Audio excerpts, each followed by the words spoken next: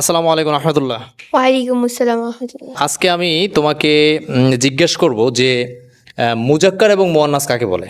আচ্ছা, তুমি সর্বপ্রথম যেটা বলবে যে মুজাক্কার বলতে আমরা মূলত কি বুঝি। মুজাক্কার মুজাক্কার বলতে আমরা বুঝি পুরুষ বাচক শব্দকে।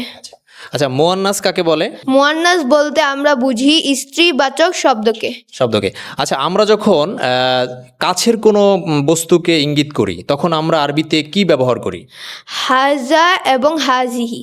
হাজা এবং হাজিহি, ভেরি গুড। হাজা আমরা কোন লিঙ্গের ক্ষেত্রে ব্যবহার করি আর হাজিহি কোন লিঙ্গের ক্ষেত্রে ব্যবহার করি? হাজা আমরা মুজাক্কারের ক্ষেত্রে ব্যবহার করি, হাজিহি মুয়ান্নাসের ক্ষেত্রে ব্যবহার করি। মুয়ান্নাসের ক্ষেত্রে মানে যখন আমরা পুরুষবাচক কোনো কিছু বুঝাবো আর সেটা যদি কাছে হয় তাহলে সেটা আমরা হাজা দ্বারা বুঝাবো, আর যদি সেটা স্ত্রীবাচক হয় সেক্ষেত্রে আমরা ব্যবহার করব হাজিহি।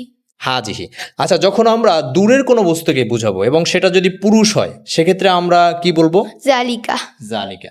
আচ্ছা, যদি এটা স্ত্রীবাচক হয় সেক্ষেত্রে তিলকা। তিলকা। আচ্ছা, আমি যদি বলি যে ওই একটি ব্ল্যাকবোর্ড রয়েছে, তো ওই একটি ব্ল্যাকবোর্ড, এটা আমি আরবিতে কি বলবো?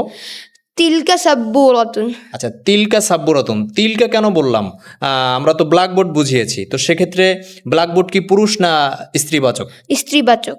স্ত্রীবাচক, কারণ স্ত্রীবাচক শব্দের শেষে আমাদের একটা চিহ্ন থাকে, একটা অক্ষর থাকে, সেই অক্ষরটির নাম কি? সে অক্ষরটির নাম গুলতা। গোলতা। আচ্ছা, মানে স্ত্রীবাচক শব্দগুলো আইডেন্টিফাই করার জন্য শব্দের শেষে গোলতা থাকবে। শব্দের শেষে কি থাকবে? গুলতা থাকে। গোলতা থাকবে। তো সাব্বুরাতুন এর শেষে কি রয়েছে? গুলতা। গোলতা রয়েছে। আচ্ছা, আমি যদি বলি যে ওই একটি চেয়ার, তাহলে কি হবে? জালিকা কুরসিয়ুন। জালিকা কুরসিয়ুন। আর যদি এই একটি চেয়ার, এটা বলি হাজা কুরসিয়ুন। হাজা কুরসিয়ুন। আচ্ছা, আর যদি আমি বলি যে এই একটি খাতা, এটা এটা আরবিতে কি হবে?